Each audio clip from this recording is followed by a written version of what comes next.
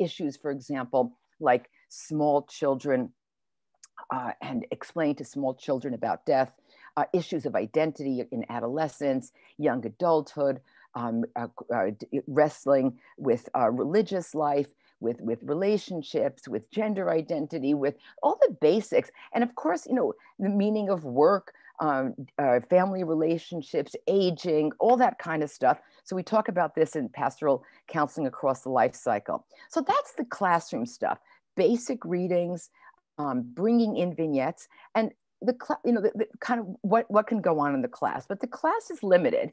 I mean, people sit in classes like you've been sitting on Zoom for hours and hours, and what we want to do is bring in the richness of life, you know, what happens out in the field. So one of the things that we have done, and I'm really proud, again, I have to emphasize how the yeshiva supported my ideas. So right away from the beginning, I felt it was very important for students to have an experience in the hospital.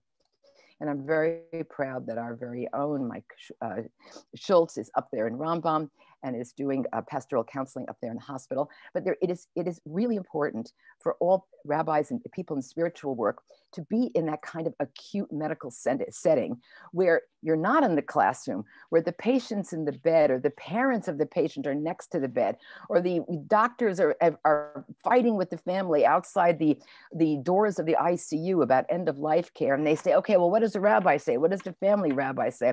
So putting our students in the hospital setting and giving them that experience is like a kick in the stomach, because you're right there and you've got to like figure out what's going on. So we started off, it was like, I think, Mish, when you did it, maybe it was 20 hours or something.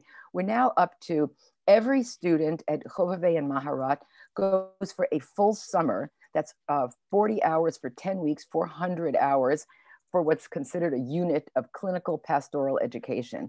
And they're there in a hospital, sometimes in a hospice or an outpatient program. I don't want to get into the details. For example, we have a prison, a place in a prison reentry program where people might spend the summer as well. But that's right there in the moment, what kind of issues come up.